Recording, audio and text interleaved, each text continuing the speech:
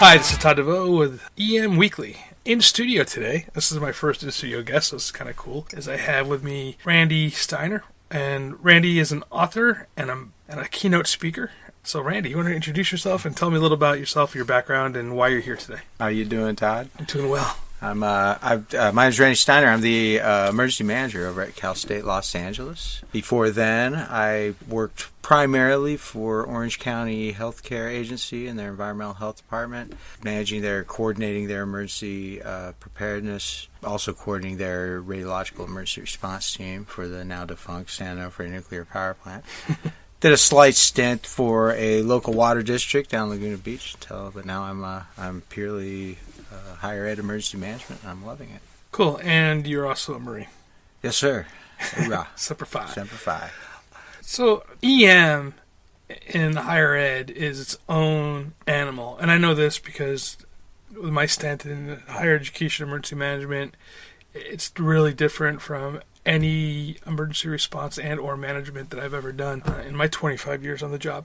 So, but I want to hear about your experience, especially at a large university like Cal State LA, what your challenges are and making the program work and dealing with academics and dealing with administration and your budget issues and all that kind of cool stuff. So tell me a little bit about Cal State LA and what programs you have running right now.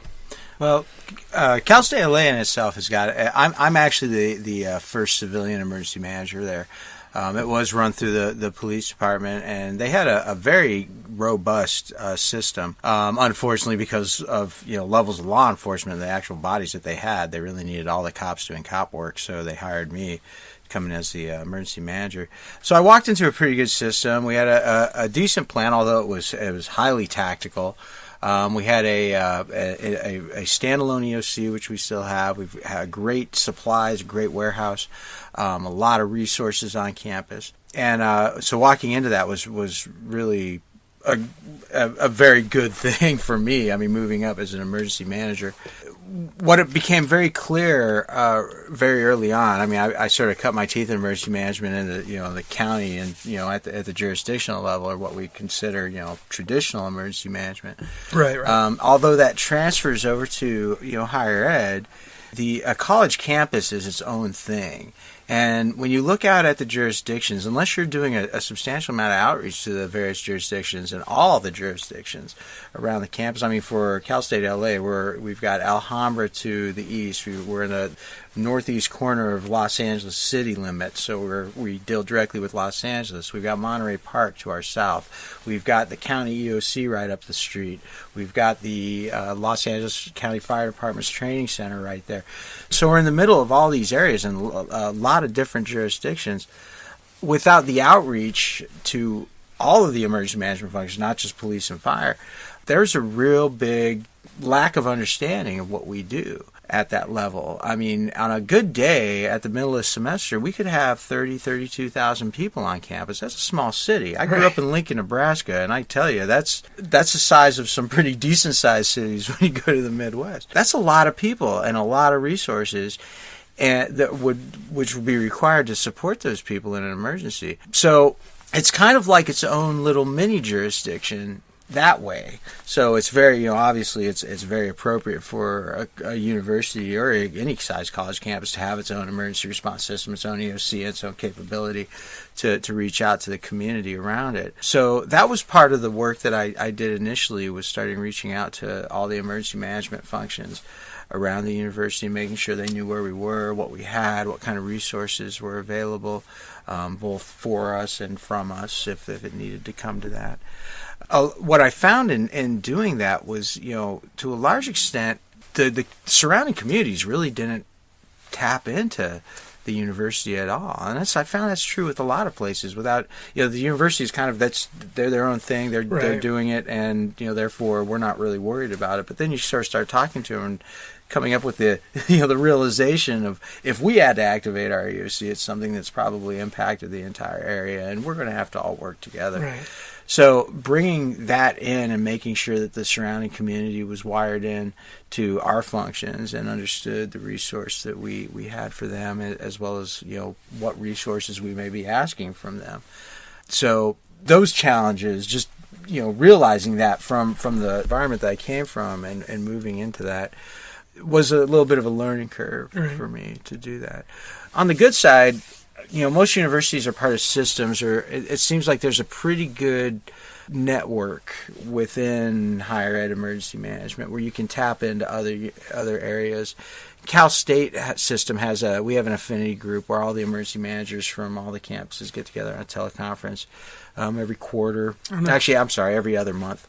And we discuss, all the things that are applicable. And that's been a really, really well-functioning group for everybody involved. It turns out there's plenty of things both to keep us busy at the college campus level and the evolving, sort of nature of a college campus, but also there's a lot of constants that go on between campuses. So it makes it possible and a little easier to go and find standards at work for all the campuses. We're in the process, for example, of standardizing our emergency response plans system-wide. The idea being is that, if something happens in Northern California, in San Francisco or someplace, and San Francisco State goes 3 days and they burn out their EOC and they need resources, right. Maybe I can come up there and help out, or some of us other the personnel can go up and help. So that's really kind of cool that you can go and help, mutual aid built in between your own university system. And that's key to a lot of success because, I know that, working in Orange County, we had that between cities, with the small 33 cities that we had. And I know a lot of small cities where, you had maybe an alpha team, definitely if there was a Bravo team, it might have been like 3-4 people possibly, but never full staffing. Or shift 1, shift 2, depends on which way you want to talk. And so for sure, so that's really great that you guys can do that. So, some of the examples here, specifically in California, that maybe people out there might not have heard of, but Cal State Fullerton had an issue where Fullerton PD was pulling over a car. The car did a little mini high-speed chase for a short distance. The guys bailed out, and they bailed out into Cal State Fullerton. I think that they might have had a gun. I don't know if they ever recovered it or not. Yeah, they locked down the campus. Yeah, they locked it. Yeah, I remember that. But I'm not sure, I think they had a gun, or they thought they had a gun. I'm not sure if they did or not. But regardless, they locked down the entire campus. And I got to sit down with the emergency manager from Cal State Fullerton and kind of discussed some of the issues that they had there. We went through a tabletop exercise with that, and it was bringing in all the different SWAT teams from around the area to help clear the buildings. And it's crazy about the amount of resources that have to be used just to do that. Absolutely. I look at what happened at UCLA. It was the same exact thing. Their EOC activated. That whole thing ended in a couple of seconds. It turned out to just be a homicide, but it lasted all day, and the resources that needed to be coordinated in and out of there were pretty intense. So Santa Monica, when they had that, again, off-campus issue that came on campus. Then you had the shooting up in Portland, which was that was on the campus itself. But we're not only just dealing with the campus issues. You have to deal with things that are surrounding the campus that people can come off campus onto campus. Because I don't know of any purely closed campus. Maybe one that I could think of around the area here. Well, Cal State LA isn't closed by any means. It is a public university. Part of what makes it a big challenge also provides us a level of security, and that is Cal State LA, the way it's situated, really only has 3 main entrances and exits. Right. So, somebody coming onto campus to escape, or they'd be very ill-advised. They're not going to make it. Our campus PD would be able to handle that situation. Obviously more on the front of everybody's mind is the active shooter on campus. That kid that just comes to class and decides this is a day that he's had enough. That creates sort of the opposite issue of, either doing lockdowns or evacuations. We had an evacuation from campus a few years ago that really didn't go well because we really didn't have a campus evacuation plan. And it took us almost 2.5 hours. There was a bomb threat. It took us almost 2.5 hours to evacuate the campus just because of the way the logistical challenges, just the geographical challenges. So that made us rethink our plan. I sort of came in at the tail end of it, but now we have a really solid evacuation plan. We've got sort of a coordinated effort that if we did have to evacuate the campus, how we would do that. And it's, although we haven't had to actually evacuate the campus at that point, it is something we drill on and we keep in people's minds. Well, think of a place like Scripps in San Diego or Point Loma that are right on the beach, or up in Malibu, Pepperdine. They have some serious movement issues going with that too, huh? Oh yeah. So that's another thing too to think about. Are the evacuation? I know at the university where I'm at, we have 2 points of entry. That's it. And we also have residents that are on either side of those. So you're talking, I think, 78 homes on one side and 100 and something on the other. And all those people would be possibly being evacuated as well. So, yeah, evacuation plans are key. And, it took us a while to work on ours, and I think we have a pretty solid one. But yeah, think about we're not moving 35,000 people. Yeah. I'm only moving... Yeah. And that's an issue. I mean, when you think about an earthquake and you add in infrastructure damage, I would imagine that any college campus in a catastrophic event affecting the entire campus, the objective is going to be to clear the campus as best you can, so you can deal with the issue on campus. That's the advantage that a college campus has over a jurisdiction or a city, is that our objective is going to be to get people out of the way, fix whatever has to be done, and then resume our operations. Do you have housing? Yes, we do. Okay. How many students do you have housing at? I think we have about 2,500. It's not a lot.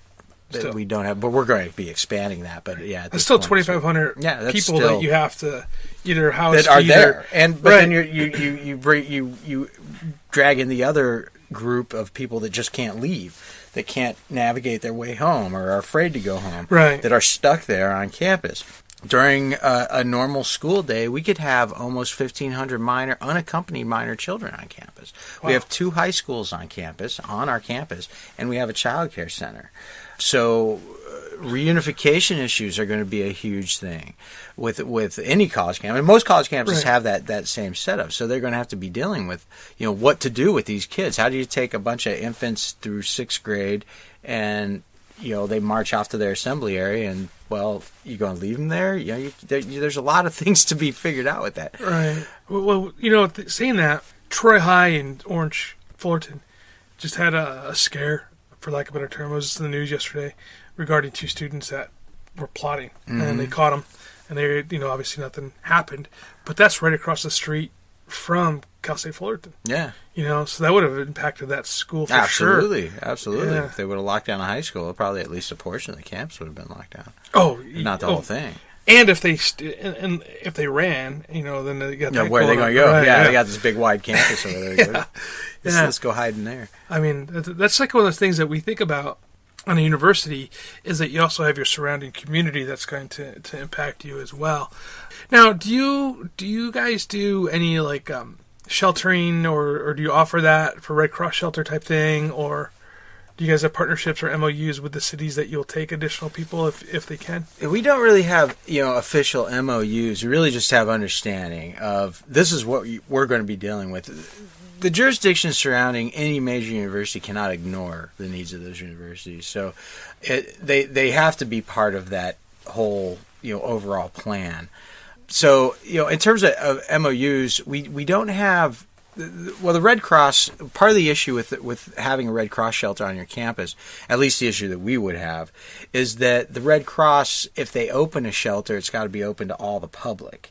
And the last thing we're going to be doing in a situation, or we're going to want to be doing in a situation where we're trying to evacuate the campus, is bring people into the campus. Right. So our plan with the Red Cross, and doesn't require an MOU. It simply requires a call to the city's Red Cross person during an event and say, where are the nearest shelters? And then we would provide transportation with our county or our campus assets to bring people to various shelters if that was required, versus having a shelter established on campus.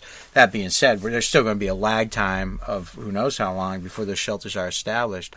we're going to have that issue that there are going to be people that just can't leave. They have no place to go. They have no transportation. Right. So, for a while, that's going to be a concern. Of course, in our EOC, we have our care and shelter person who's going to be dealing with that. So our EOC structure is based on ICS and NIMS, same basic positions. May not be as large as a big jurisdiction. I mean, you look at something like LA where it's a whole page.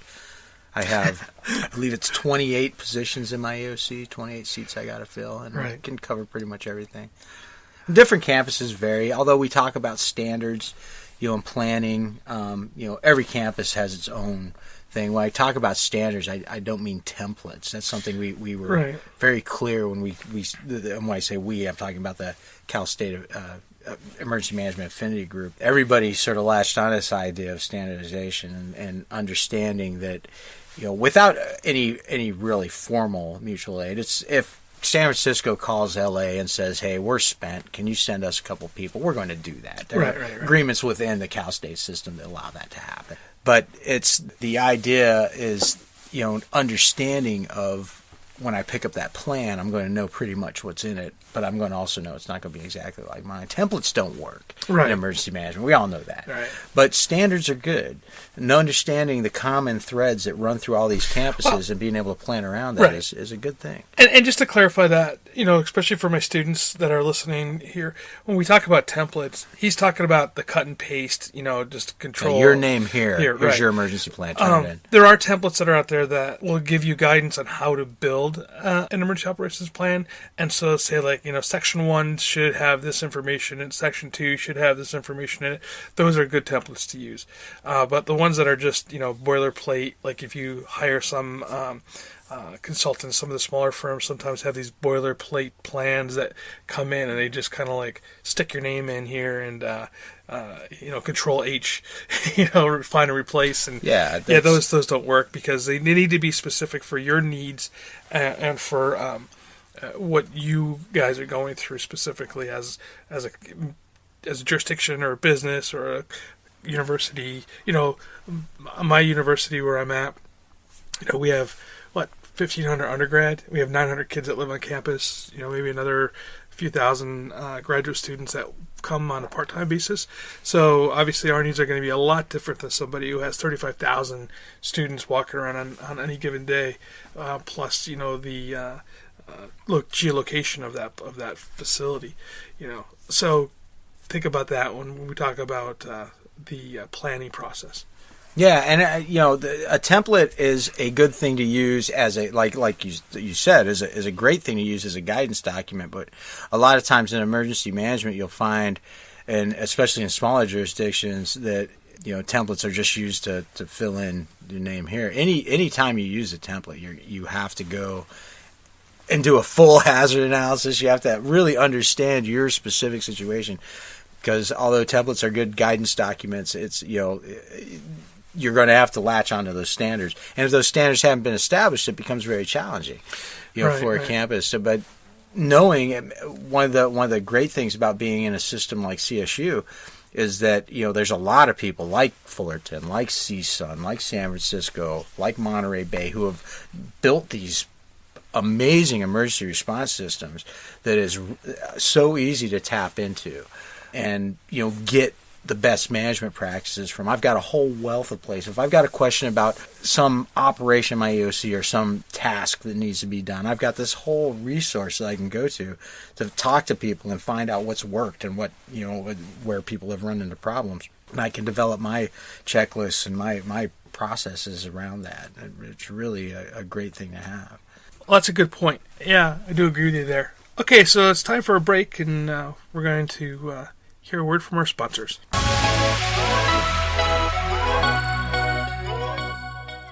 and 314, there is at least one person that's been shot. Somebody is still shooting inside. 453, I have a party shot here. I need rescue hot. Are you ready for the unthinkable? Call our friends at High Speed TACMed. They provide custom emergency planning and training that saves lives. With years of experience in law enforcement, search and rescue, responding to and managing large-scale incidents, HSTM will evaluate and prepare written plans, training sessions, drills, and debriefs, leaving you with the necessary tools and experience that can save lives. Call HSTM today to discuss your specific needs, and the staff of High Speed TACMed will help ensure that you're ready and are in complete compliance. Call High Speed TACMed today, 805-419-0024. Again, that's 805-419-0024. The friendly staff at HSTM is standing by. Bringing out bodies now. Get someone to the back as soon as you can. Rescue personnel. I got at least 3. Emergencies happen. Whether they're related to medical emergencies, threats of physical violence, weather-related, or other. One of the most difficult things during an emergency is to find help and quickly and efficiently communicate with all parties, regardless of whether you're an administrator, law enforcement, or the end user. With Titan HST, we help to store time by creating high-tech, yet simple-to-use mobile-based applications that connect you with the people who can help you. At Titan HST, we believe in the power of people.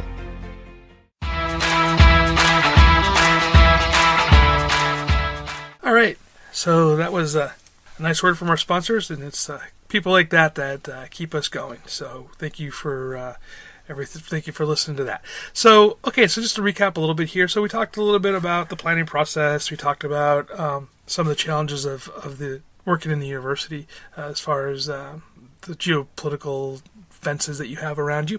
Now, what are some of the challenges that you have specifically getting out the word about emergency planning, emergency response, those things to your faculty, staff, and to your administrators and to the students?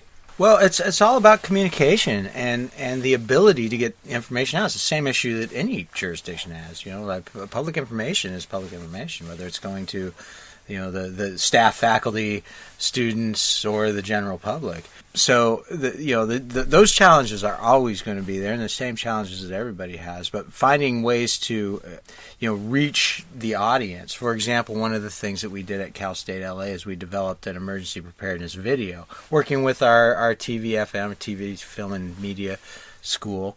They gave us some students. We produced this really great video that's online now. And we use that we encourage our faculty to use that in their classes as part of the orientation process to show people this 5-minute video that covers emergency preparedness and is geared towards the student population, although the message is universal. So doing things like that and finding innovative ways to reach out. We do a weekly newsletter that goes out, a weekly brief, a campus brief that sort of talks about all the things that are going on, and that's got an emergency preparedness section in it, so we can always push, our CERT team or any events that are coming up. On that note, we do plan and carry out emergency preparedness events on campus this fall. We're going to be doing a whole emergency preparedness day where CERT team's coming out. I'm partnering with the community around us to bring any assets in. We're going to make that a really big thing. Cool. And just keeping it in people's minds, right. You always have, we have 2 campus-wide evacuation drills every year where we evacuate every building on campus. One of them is a shakeout every year. We always do one in the spring as well, so both semesters. Usually we get really good response with that. I mean, you really know how engaged people are when you look at your evacuation exercises and you hear about, professors shutting the door and everybody has that issue, and we do too. But it's pretty rare on our campus. We really try to throw the culture out there. And make people understand that, hey, this is important, and this is, without this, things could get very bad. So, it's good to support this. And most people, agree with that. And you can always tap into that. Of course, there's going to be people that you're in the middle of a midterm when the exercise goes, and they get a little peeved, and rightly so. I mean, that's a drag, but it also, earthquake doesn't care. Right. We try to be, of course, conscientious about, all those times, but with all the overlapping classes, you're never going to be able to hit them all perfectly. So that outreach is very important. And, our staff, training the people for our AOC and providing training that is applicable. one of the biggest challenges we have in higher ed is the same challenge we have probably in most jurisdictions, which is the lack of time, that people don't have time to go to ICS 300, 400. A lot of times getting them to take 100 is a challenge. So we're in the process of integrating, training and developing training that's more applicable, that's easier to deliver in a shorter time period, and really focuses, while NIMS and ICS and SIMS are all very, very important to our overall understanding of what it is we're doing and why. When somebody's sitting at a chair in front of a computer for the next 12 hours, they really just want to know what are they supposed to do in that box. And so the training is really there to develop that. And it's engaging people on that level, getting them trained up from the ground up, makes them want to learn more. Then it's easier to go back and say, well, there are these training opportunities out there. Of course, the requirements of SIMS and NIMS are very flexible with that. There's not any hard fast with that, as we all know. So being able to develop those trainings and then making those trainings something that really benefits the responders is very good, because if they understand what they're doing, they're more likely to be engaged. And they're not going to be fearful. That's the biggest thing that keeps people from becoming one of your EOC people. So like I used to say at some of my talks is that the people that do this, we do this for a living, and it's great. And I gave a speech one time in front of emergency management, the California Emergency Services Association. So it was all emergency managers. So you talk about preaching to the choir. It's like we do this for a living, right? But for all these people in that room, the people that fill those seats in your EOC don't. And that's universal. I mean, some do. You got some, our police departments or other jurisdictions or people that have their fire and police involved. Even with the fire, even with the I was going to say, even with the fire and police, they're not EOC it's people. It's not. And that's a big challenge as well, is, separating the fact that an EOC is not a tactical asset. We train in ICS IS 100 or 200. They talk about the instant command system, but they talk about it at the instant command post. Right. We have an instant command post as our mobile command vehicle. That's where that happens. But in the EOC isn't a tactical element. It's there to coordinate. It's there to document. Right. It's there to deal with all these different resources at the higher level. So emergency managers that develop their EOC in a tactical level. And that's how I learned the ICS was from the tactical viewpoint. Well, I think and you probably did too. Yeah. And so going into an EOC and thinking tactical, you really start getting clogged up there. So you really have to get out of that. So developing that that non-tactical, more coordination-based emergency command or instant command structure is key to that. The whole process. Coming from the field, being a first responder, running EMS and then getting into the EOC, there's benefits and there's definitely some double-edged sword for sure, because you think in the tactical element, you know what I mean, and it's hard to pull yourself out of there sometimes. It's really hard to pull yourself. When you go into the Coast Guard Planning P, what's the first blue square? Tactics meeting. Right. I had to take that out. It took me a while when I was developing my planning P for my EOC. It took me a while to actually see that and be like, you know what? I need to take out tactics. I need to put in coordination, because that's what that first meeting in an EOC is. Right. It's a coordination meeting. You're not doing tactics in the EOC. I mean, you can, but that makes it an instant command post and not an EOC. And that's a very subtle difference, but it's also very important when you're dealing with the type of responder that I have coming in. These people that are not emergency response people, they're administrative people, they're executives, they're vice presidents, they're administrative staff. They don't do it for a living, and all of a sudden something happens and they have to come down and do it all. It's a whole different. It's not a different structure. It's a different way of looking at that structure. For sure, yeah. Exactly. It's sort of having to rotate a little bit and look at it from a different perspective. Right. I had that conversation. I mean, and obviously at the university where I'm at right now, it's a small university, and again, we're have staff issues. Yeah. Right.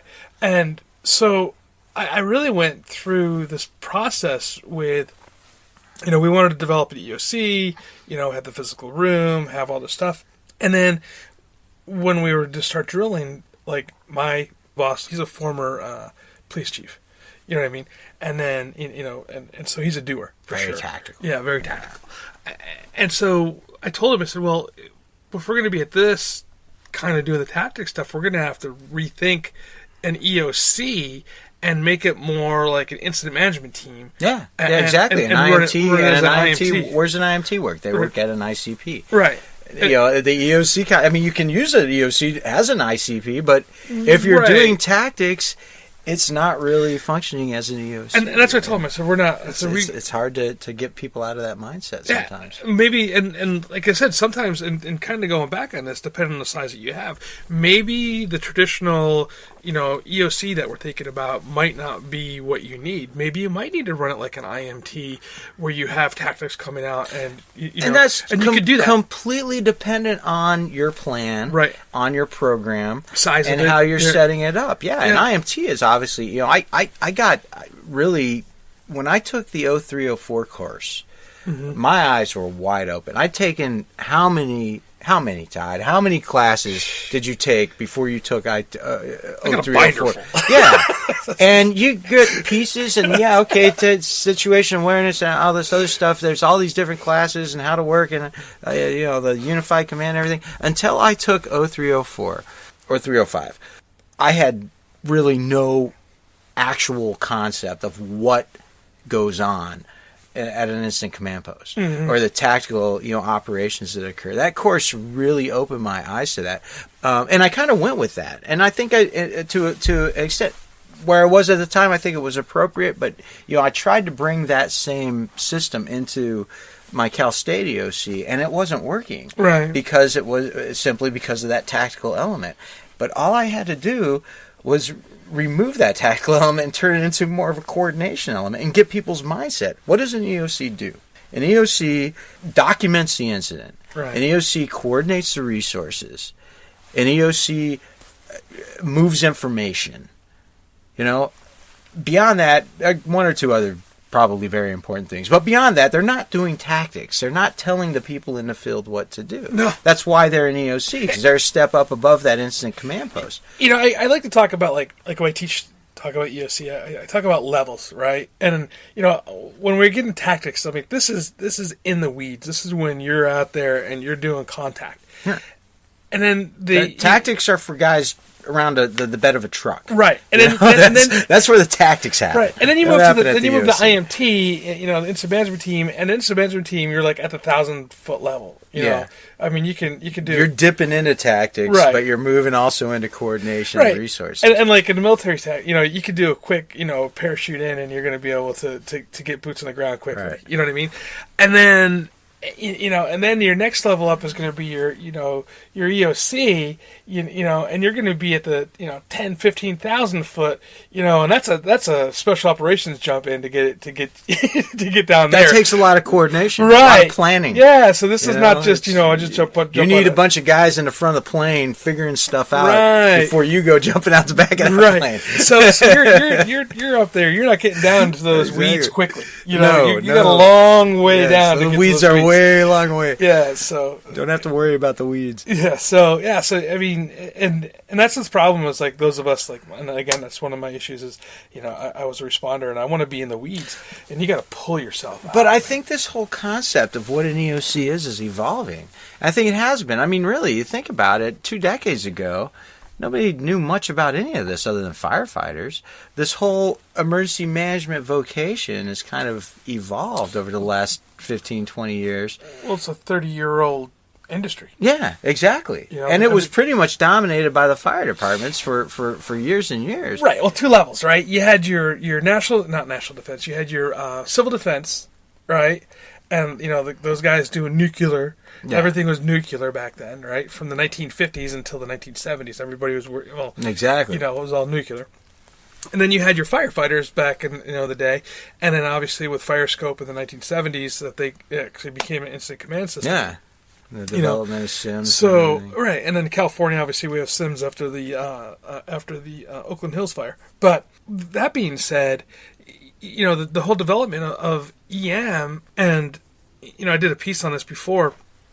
But the whole development of EM is either, hey, you got to develop a plan, and you're a broken firefighter or a broken cop, like your knee's busted out or whatever like that, and so here you go, and you can type. So guess what? You're going to write the plan, or you're the unit, the unit secretary, and so you got to type it up, or you're the dispatcher and you got to type it up, and you became the expert. And so when the chief had a question, they would ask you, and you're like, here's our person, and it wasn't really developed into a traditional thing. So yeah, I mean, we are a young industry.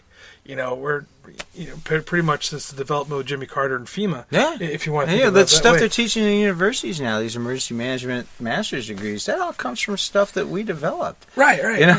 These people that go back 15, 16 years were thinking like, that makes sense to do it this way. But that's how the whole EOC. My point was that's the EOC as an entity as evolved, and it's continuing to evolve, and it's very one of the really interesting things about being in a college, being at Cal State LA was being able to look at the EOC and how it's evolved, and being able to structure it and bring in these new, not necessarily new but innovative things into the EOC to make it work better. And there's always that opportunity to do that, in any EOC. As we were talking about before, it took me a little bit to get out of that tactical mindset and to really see it as, it's. I mean, tactics are happening, and obviously the results of those tactics have to be monitored. But there's the EOC function in that doesn't necessarily have to be about building tactics. It can be the people in the field are building the tactics, and we're supporting those tactics. And that's pretty much how our system is all set up. I'm not going to be telling somebody from the EOC how to turn off a water line or fix a gas line or fill that hole or anything. They're going to be developing that on their own in the field. But I will be providing them with whatever resources they need. I will be making sure that they have everything they need to keep their crews healthy and safe, and we'll continue to monitor. I'll be able to tell them if it's going to start raining, and that's what the EOC is there for. That's why it exists. I like to think too, and I'm going to go back to the military, and especially the Marine Corps way of things, is the commander's intent, right? I mean, from the EOC, we push down to the instant command, saying this is what our intent is. This is what the director of emergency management for the county of X, he wants this to occur, and he pushes that down, and it's up to the field guys to make it happen. Yeah. And how they do it doesn't make a difference if he goes left, left, or right, but as long as he gets in that circle to put that whatever he's doing out, that's their job to figure that out, because they have a better understanding and they have the visual of what's going on the tactical level, where in the EOC we know what we want on the strategic level. Yeah, and there's a very clear line between the field elements, the EOC, and the policy group in a university setting. I mean, the president's main concern, not people potentially being injured or killed or whatever, notwithstanding. Obviously, any president's going to be worried about that. But their question to the EOC is going to be, can we continue to operate? Right. Are we having classes tomorrow? That's going to be the main question that any president of any university is going to have that's been catastrophically impacted. And they're going to have to report that up to the chancellor's office. Right. So, that we have to have a really good understanding fairly quickly, just because of the time crunch. And, I don't have to tell you, a university closing for a couple of days, just a couple of days, can destroy people's semesters, can destroy research. The implications in a university setting are huge. Oh, yeah. So we have to have a system in place that allows us for a very rapid assessment of our university. But that's, in a university we have an advantage of that compactness, that we can, in our university, I've divided basically the entire campus up into sectors. I have teams assigned to each sectors, with the idea of being able to do a rapid assessment of the campus and have that information into the EOC very quickly of which buildings are damaged, which ones aren't. And of course, we're always thinking about the catastrophic earthquake.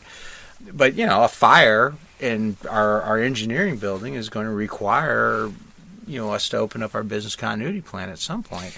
Yeah, And I think I'd like to bring you back at some point to have a conversation regarding a university business continuity of operations plan. business continuity. But yeah, business continuity. We have business continuity plans. Yeah, it's we had. I don't long know what the difference is. They're the same thing, I guess. I guess one is just the way you say it, right? Tomato. Yeah, exactly. But yeah, I think that would be a great conversation for another podcast. We're coming up here on our marker here, so to our hard break, if you want to say it. So let's plan another date, and we'll get you back in here again, and we'll get you talking about business continuity and operations continuity here, especially at the university level, because I think.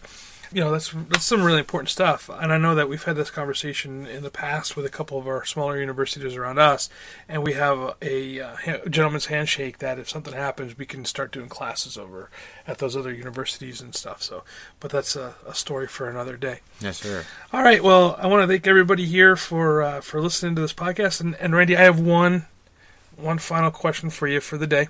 Okay, it's going to be a tough one. If you give away one book to somebody in this industry, what is it? It's probably a stretch to say it applies directly to emergency management, but it kind of does. But the best book I have ever read in my life is called Death Valley in 49 by a guy named William Lewis Manley, who was in Death Valley in 1949 and got marooned and had to walk his way out. Very interesting and good story. Makes you understand, what humans are capable of, the value of planning and having a plan, and, how to implement things when you need to on the fly. It's a very, very great description of this journey and this guy as a human being that has always been inspiring. So I always recommend that. That's great. So Death Valley of 49. Awesome.